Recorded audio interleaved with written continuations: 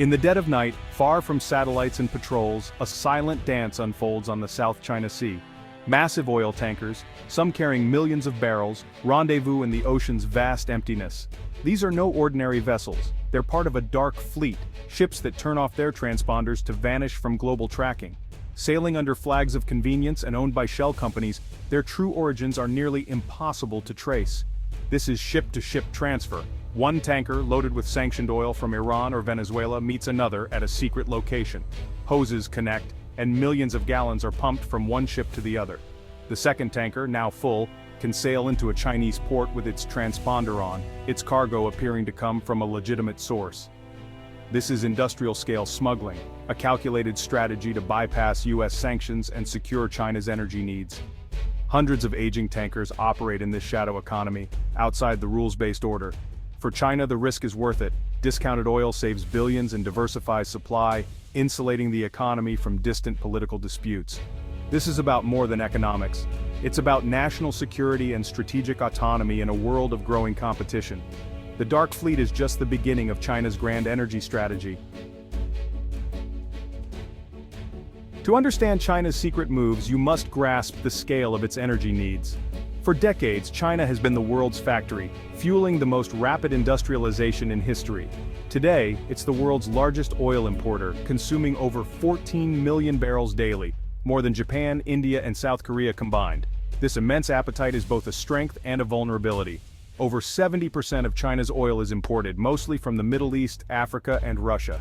Any disruption, a crisis in the Gulf, a diplomatic standoff, could cripple the economy. Energy security is a core national interest, driving China's foreign and domestic policy.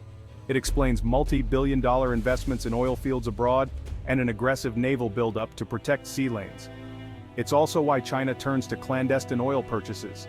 Every secret barrel a step toward resilience. For Beijing, energy isn't just fuel. It's the foundation of growth, stability, and legitimacy. The relentless quest for energy shapes China's destiny, and it's why the stakes are so high. Picture the Strait of Malacca, a narrow, crowded waterway linking the Indian and Pacific Oceans. Over 80% of China's imported oil passes through this strategic choke point. Beijing's planners call it the Malacca Dilemma. The U.S. Navy dominates the region, and in a crisis could blockade the strait, cutting off China's energy lifeline. This vulnerability haunts China's leadership. It's a core scenario in U.S. military planning for any conflict over Taiwan or the South China Sea. To counter this, China has poured resources into building a world-class navy and advanced anti-ship missiles, aiming to make a blockade too costly for the U.S.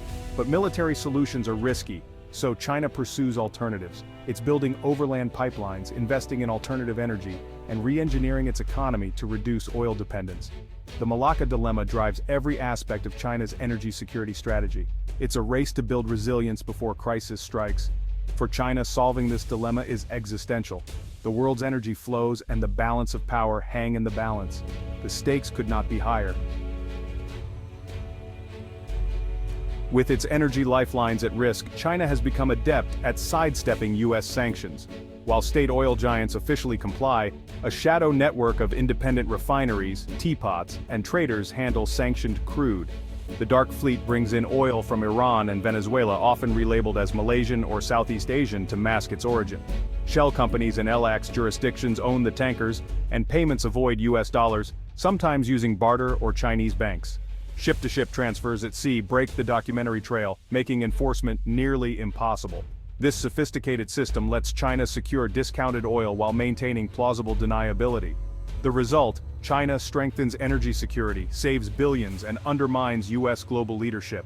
It signals to the world that American economic coercion is no longer absolute. China's parallel system is a direct challenge to U.S. power. Every sanctioned barrel imported is a blow to the effectiveness of American sanctions. The cat-and-mouse game at sea is reshaping the rules of global energy. China is not just buying oil, it's rewriting the playbook. The world is watching, and some are taking notes. The era of uncontested U.S. leverage is ending. While the Dark Fleet operates at sea, China's land strategy is just as ambitious. Beijing is building a vast network of overland oil and gas pipelines, connecting directly to Russia, Central Asia, and Myanmar. These steel lifelines bypass maritime choke points like the Strait of Malacca. The power of Siberia and China Central Asia pipelines bring gas from Russia and Central Asia. The East Po pipeline delivers Russian crude.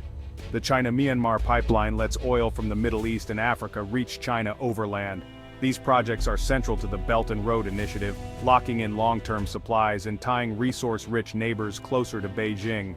Pipelines carry risks, political instability, local conflicts, but for China, they're manageable compared to the threat of a naval blockade. By diversifying routes, China builds redundancy and resilience into its energy system. Pipelines are slow and costly, but they're a durable solution to keep China's lights on. China's energy strategy isn't just about oil and gas. It's about dominating the future of green energy. By investing massively in solar, wind, and electric vehicles, China aims to leapfrog the old energy order, the gold trade oil dependency for green technology leadership.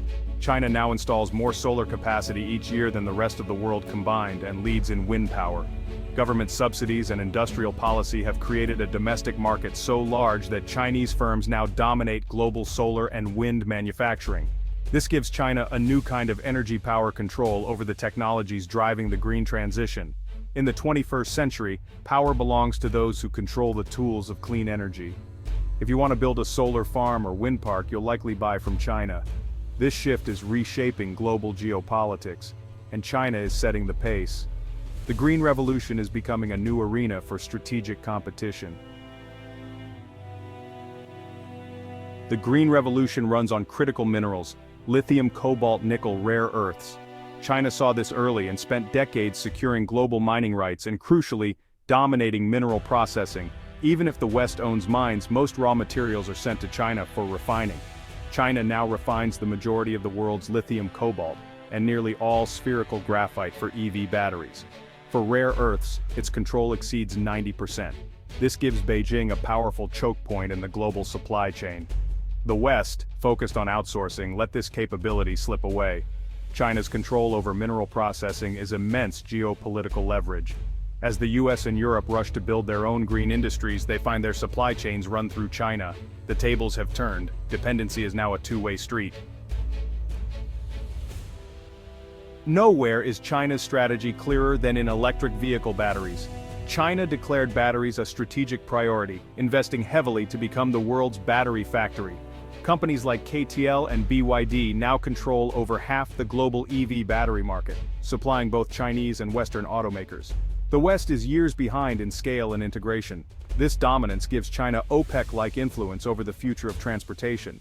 Chinese EV brands powered by domestic batteries are flooding global markets. As China shifts to electric vehicles, its oil imports will drop, directly addressing the Malacca dilemma. The electricity for these cars will increasingly come from domestic solar, wind, and coal. By leading in batteries, China secures jobs, technology, and its own energy future. China's secret oil transfers, pipelines, green energy push, and mineral control are all parts of a single grand strategy. The goal: insulate itself from American pressure and build a new foundation for power. This is one of the most significant shifts in global power in a generation. By creating parallel systems for oil-building pipelines and dominating green tech, China is eroding U.S. leverage. The world is entering a new era of competition defined by energy and technology. China is no longer catching up. In many areas, it's leading. The West now finds itself dependent on Chinese supply chains for the green transition. How the U.S. and its allies respond will shape the coming decades. For Beijing, the ultimate goal is strategic autonomy, freedom from economic or military coercion. The energy war is fought with tankers, pipelines, gigafactories, and minerals. The outcome will decide who leads the green revolution and who writes the rules for the new world order.